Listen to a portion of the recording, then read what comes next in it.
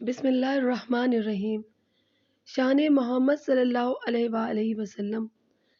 نبی کریم حضرت محمد مصطفیٰ صلی اللہ علیہ وآلہ وسلم کی شان میں نعوذ باللہ جب کوئی گستاخی کرتا ہے تو نبی کے امتی جہاں غم و غصے کا اظہار کرتے ہیں، وہیں مسلمانوں کے مذہبی پیشوا، علماء اور خطیب حضرات ولولہ خیز تقریروں کا سلسلہ شروع کر دیتے ہیں۔ نبی کریم صلی اللہ علیہ وآلہ وسلم کے قصورواروں پر لعنتیں بھیجنے لگتے ہیں اور عظمت رسول صلی اللہ علیہ وآلہ وسلم پر اس قدر تقریر کرتے ہیں کہ مانو اب آسمان پھٹ پڑے گا۔ لیکن عظمت رسول صلی اللہ علیہ وآلہ وسلم کے محافظ عملی میدان میں پیچھے رہ گئے ہیں، جس کا سیدھا اثر قصورواروں کے حوصلے بلند کرنے پر پڑ رہا ہے۔ کئی خطیب و مبلغین کو یہ کہتے ہوئے سنا ہے کہ نبی صلی اللہ علیہ وآلہ وسلم کی شان میں گستاخی کرنے والوں کا سر قلم کر دیا جائے گا، لیکن 75 سالوں میں ایک بھی گستاخ رسول قانونی کارروائی نہیں ہوئی ہے، اور اگر قانونی کارروائی ہوئی بھی ہو تو سزا نہیں ملی ہے۔ قصوروار کو جب تک سزا نہیں ملتی اس وقت تک مظلومین کو انصاف نہیں ملتا، اور یہاں مظلوم تو میرے نبی کی شان ہے جس کے لیے اللہ نے نبی صلی اللہ علیہ وآلہ وسلم کو ساری کائنات کے لیے رحمت بنا کر بھیجا ہے۔ بار بار یہی سوال اٹھ رہا ہے کہ مسلمانوں نے تحفظ شان رسالت، شان مصطفیٰ صلی اللہ علیہ وآلہ وسلم کے لیے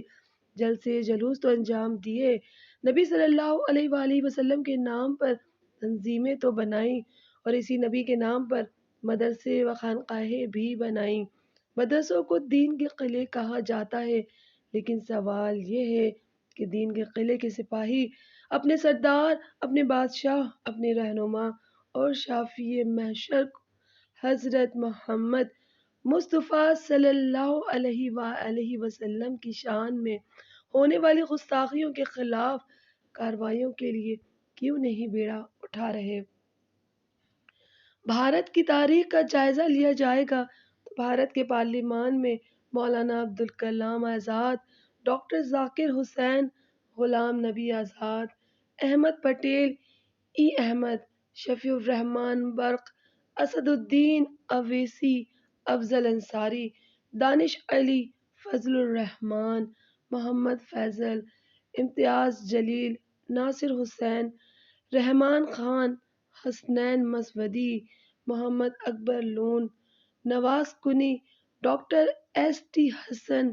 آفرین علی، ابو طاہر، مولانا بدر الدین اجمل جیسے قد آور لیڈران پارلیمان کی آواز رہے ہیں، لیکن ان تمام اراکین پارلیمان نے کبھی بھی توہین رسالت کے خلاف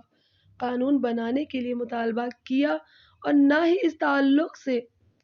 کوئی بل پیش کرنے کی کوشش کی۔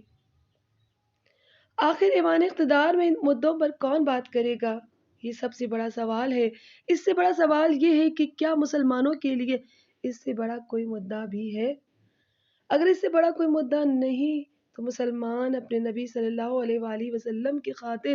قانون بنانے کے لیے کیوں نہیں حکومتوں پر دباؤ ڈال رہے ہیں؟ بیل و گائے کا گوشت ممنوع قرار دیے جانے پر الگ الگ طریقوں سے سپریم کورٹ تک پٹیشن ڈال رہے ہیں۔ کبھی کسانوں کا سہارا لیا جا رہا ہے تو کبھی چمہاروں کا، تو کبھی ایکسپورٹ کمپنیوں کا سہارا لے کر گائے کشی کے لیے قانون بنانے کی اپیل کی جا رہی ہے۔ کوئی معمولی سی جگہ لے لیتا ہے تو اس کے لیے مسلمان لاکھوں روپے دے کر بھی سپریم کورٹ جانے سے نہیں رک رہے ہیں۔ وقف بورڈ کا صدر بننے، ممبر بننے، مسجد کی کمیٹیاں بنوانے کے لیے لائروں کی اچھی فیس ادا کرتے ہوئے اپنے حق کا مطالبہ کر رہے ہیں، تو کیا نبی صلی اللہ علیہ وآلہ وسلم کی شان کے لیے، نبی صلی اللہ علیہ وآلہ وسلم کے لیے علاقائی عدالتوں سے لے کر سپریم کورٹ تک کا دروازہ کھٹکھٹایا نہیں جا سکتا؟ دراصل مسلمانوں کا اس وقت جو عشق رسول و تحفظ شان رسول صلی اللہ علیہ وآلہ وسلم کا جو دعویٰ ہے وہ کھوکھلا ہے۔ اگر اس میں ذرا بھی دم ہوتا تو لوگ اپنے اپنے گھروں کو کیوں نہ بیچ کر تحفظ عزت رسول صلی اللہ علیہ وآلہ وسلم کے لیے عدالت کا دروازہ کھٹکھٹاتے۔ مسلمانوں سوچو ذرا روز محشر میں کیا جواب دو گے جب خدا پوچھے گا کہ میرے نبی صلی اللہ علیہ وآلہ وسلم کی شان میں گستاخیاں ہو رہی تھی تو اس وقت تم کیا کر رہے تھے؟ کیا یہی کہو گے فیس بک پر لعنتیں بھیج کر ٹویٹر پر ٹرین چلا رہے تھے، یا یہ کہ اللہ کو راضی کریں گے کہ اللہ ہم تیرے نبی کے لیے جنگ کا میدان تو نہ بنا سکے لیکن قانونی جنگ کے لیے اپنا سب کچھ قربان کر دیا؟ بہرحال جس ملک میں جہاں کا حق کے لیے آواز اٹھانے کے لیے کھلی چھوٹ دی گئی ہو اس مظلوم پر جب مسلمان اپنے حق کے لیے آواز اٹھانے سے گریز کرتے رہیں گے تو کیا فائدہ ہوگا اور کس طرح وہ اپنے آپ کو اس آزاد ملک کے شہری ہونے کا فائدہ اٹھا پائیں گے؟ بحوالہ مدثر احمد، انڈیا۔ جزاک اللہ۔